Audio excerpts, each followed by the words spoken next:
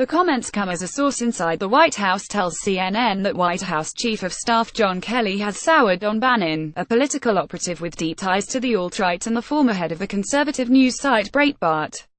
Bannon is seen as pursuing his own agenda, which does not mesh with the power structure Kelly is putting in place, the source added. National Security Advisor H.R. McMaster was asked 3 times by NBC's Chuck Todd on Sunday whether he can work with Bannon in the White House. McMaster dodged the question each time and eventually left it an open question as to whether Bannon is motivated by advancing the president's agenda. "Can you and Steve Bannon still work together?" Todd asked. "I get to work together with a broad range of talented people," McMaster said. "It's a privilege every day to enable the national security team." Asked again, McMaster said, "I am ready to work with anybody who will help advance the president's agenda or advance the security, prosperity of the American people." "Do you believe that Steve Bannon does that?" Todd asked. "I believe that everyone in the White House should be motivated by that goal," he said. The more blunt comments came from recently ousted White House Communications Director Anthony Scaramucci, who told ABC that Trump needs to move away from Bannon and Breitbart.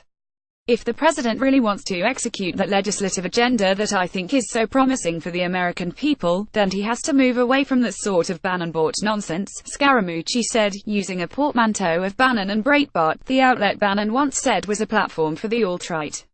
Scaramucci, who was fired after a vulgar recording of him slamming Bannon was published by The New Yorker, would not say whether the president will fire Bannon, but did say that he spoke with Trump this week. "I think the president knows what he's going to do with Steve Bannon," Scaramucci said.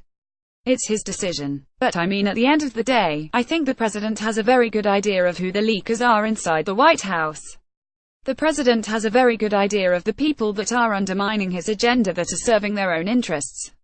A second source told CNN on Saturday that it's not only Kelly and Bannon whose relationship is on the rocks, it is also Bannon and the president.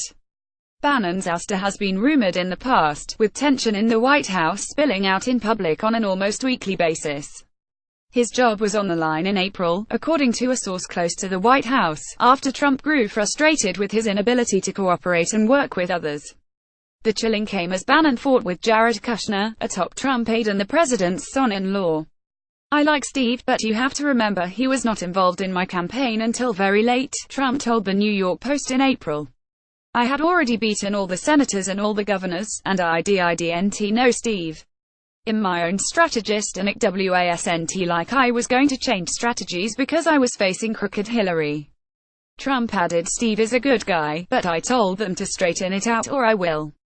But Kelly's rise to White House Chief of Staff, he was given the role last month when former Chief of Staff Reince Priebus resigned, has reignited the churn of speculation as Kelly looks at revamping the press and communications team. One source said rumors of Bannon's demise have been exaggerated in the past, but that there are serious conversations happening now about whether there is a place for him in the administration going forward.